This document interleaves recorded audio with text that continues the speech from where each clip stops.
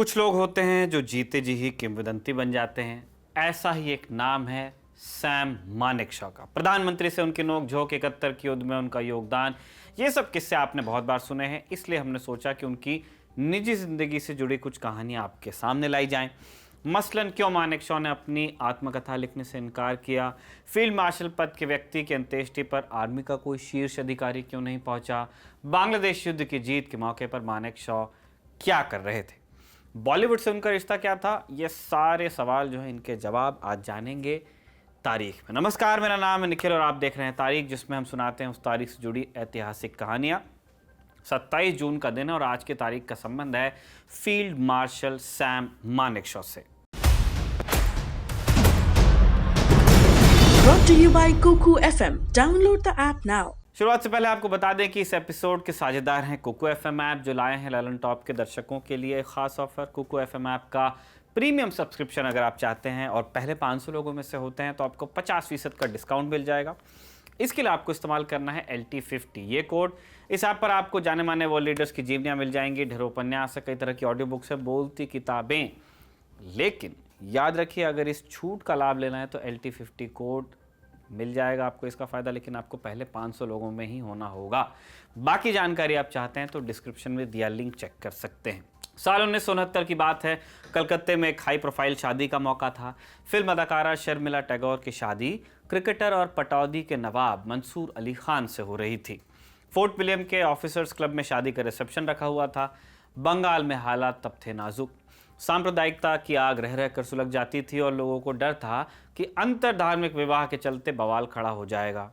इस डर में कुछ इजाफा हुआ जब देर शाम क्लब के बाहर भीड़ इकट्ठा भी होने लगी और जल्दी भीड़ इतनी बढ़ गई कि शादी का जोड़ा निकलेगा कैसे, ये सवाल खड़ा हो गया। डर था कि कहीं दूल्हा दुल्हन को देख भीड़ उत्तेजित न हो जाए। ऐसे में उसी समय एक 1937 मॉडल की ऑस्टिन शेयरलाइन कार ऑफिसर्स क्लब के बाहर आकर ठहरती है, जिसे देखते ही माहौल में एक ठहराव आता है। सबको मालूम था कि इस गाड़ी को कोई नुकसान नहीं पहुंचा सकता। दूल्हा दुल्हन बाहर निकलते हैं, इस गाड़ी में बैठते हैं और वहां से निकल जाते हैं।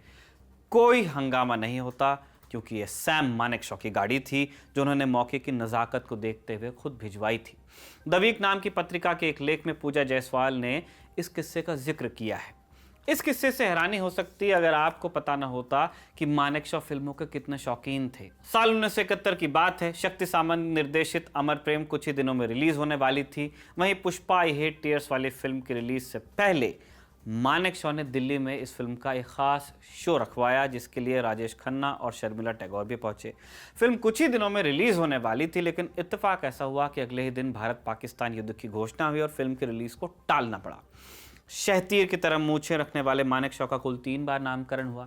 3 अप्रैल 1914 को अमृतसर में पैदाइश हुई और पहला नाम पड़ा सैम होम रसजी फ्रॉमजी जमशेदजी मानेकशॉ। अंग्रेजों के ज़माने में ही फौज से जुड़े और द्वितीय विश्व युद्ध में हिस्सा लिया। बर्मा कैंपेन में थे। ट्रेनिंग के दौरान अंग्रेज अफसरों को नाम लेने में दिक्कत होती थी, इसलिए नाम पड़ गया सैम मैकिंटॉश। तीसरी बार नाम पड़ा जब वो आर्मी चीफ हुआ करते थे, chief of army staff. Gorkha regiment से बहुत प्यार था, उसी के अफसर भी थे। उनका सम्मान भी गोरखा खूब किया करते थे और वो गोरखाओं का खूब सम्मान करते थे, गोरखा फौजियों का। एक बार आर्मी क्वार्टर की तरफ जा रहे थे जब उन्होंने गोरखा गार्ड से पूछा कि मेरा नाम जानते हो, तब उस गार्ड ने पूरी ताकत से जवाब दिया, जी साहब, सैम बहादुर। तब से सैम बहादुर कहलाए जाने लगे सैम मानेकशॉ। गोरखा रेजिमेंट से नज़दीकी थी ही, हमने बताया जैसे कि वो गोरखा ऑफिसर थे। तो सभी को खुशी हुई जब साल 1972 में नेपाल के राजा ने उन्हें नेपाल के आर्मी के जनरल की मानद उपाधि दी। वैसे ये एक ट्रेडिशन है दोनों देशों के बीच। नेपाल के सेनाध्यक्ष यहाँ मानद जनरल बनते हैं और भारत के सेनाध्यक्ष नेपाल में मानद जनरल बनते हैं। जुलाई 1969 में जनरल सैम बहादुर को आर्मी चीफ यानी कि chief of army staff appoint किया गया। अपने वन लाइनर और मूंछों के लिए फेमस थे।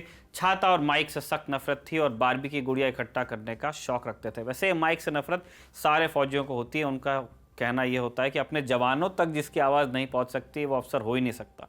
माइक में नहीं बोलते हैं, खुला बोलना पसंद करते हैं। मानेकशॉ पर लौटते हैं। मानेकशॉ के घर में 2 किचन थे और 2 फ्रिज। दूसरे फ्रिज को हाथ लगाने की इजाज़त किसी को नहीं होती थी। खोलते तो डब्बा पैक खाने से फ्रिज भरा रहता।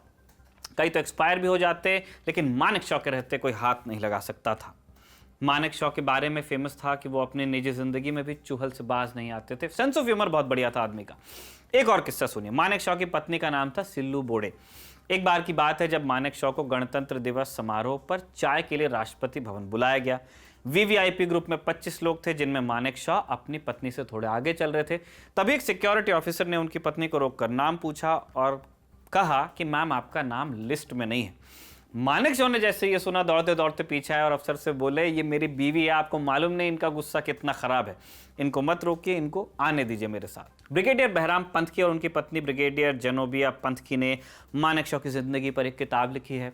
इस किताब के बाबत चर्चा को आप किताब वाला के एपिसोड में देख सुन सकते हैं, लिंक आपको नीचे मिल जाएगा डिस्क्रिप्शन में। जेनोबिया लिखती हैं कि एक बार मानेकशॉ के घर पर डिनर का आयोजन था। सब लोग बैठे थे जब मानेकशॉ की नज़र एक पारसी कैलेंडर पर पड़ी। उन्होंने एकदम चहकते हुआ कहा कि अरे, इस बार चांद रात मेरे जन्मदिन पर पड़ रही है। चांद रात का पारसी समुदाय में खास महत्व होता है। लेकिन फिर कुछ देर बाद ठहरे और बोले कि यार, ये तो ब्रिटिश पंचांग है, क्या भारत में भी उसी दिन चांद रात होगी? पास में वाइफ खड़ी थी, उन्होंने सुना तो तपाक से बोली कि इनको फील्ड मार्शल किसने बनाया, अकल देखिए इनकी। निजी जिंदगी में अपने किस्सों और वन लाइनर्स की वजह से महफिलों की शान रहने वाले मानेकशॉ अपनी सार्वजनिक जिंदगी में इन्हीं बयानों का खामियाजा भी भुगतते रहे समय समय पर।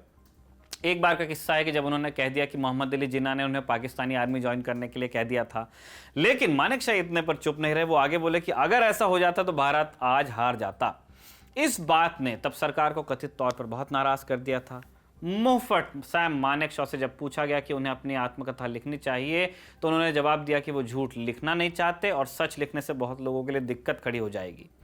जनवरी 1973 में रिटायर होने से ठीक पहले उन्हें फील्ड मार्शल बनाया गया। वो पहले भारतीय फौजी थे जिन्हें फील्ड मार्शल की रैंक मिली थी। ये बात कम लोगों को पता है कि फील्ड मार्शल की उपाधि का व्यक्ति कभी रिटायर नहीं होता।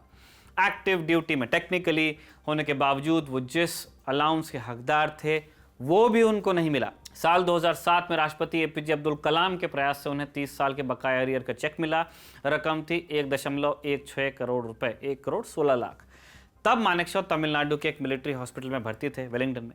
मानेकशॉ ने चेक देखा और डिफेंस सेक्रेटरी शेखर दत्त से पूछ लिया कि क्या मुझे सरकार को कोई टैक्स भरना पड़ेगा। 93 साल की उम्र में जाकर उन्हें गार्ड, अर्दली, स्टाफ ऑफिसर, स्टाफ कार की सुविधाएं मिली वापस, जो अब उनके किसी काम की नहीं थी, इसलिए उन्होंने ये सुविधाएं लेने से इनकार कर दिया। आज के दिन यानी 27 जून 2008 को सैम बहादुर ने दुनिया को अलविदा कहा। फील्ड मार्शल रैंक वाले आदमी के आखिरी सम्मान के लिए न तो प्रधानमंत्री पहुंचे, न ही तीनों सेनाओं के सुप्रीम कमांडर यानी कि राष्ट्रपति।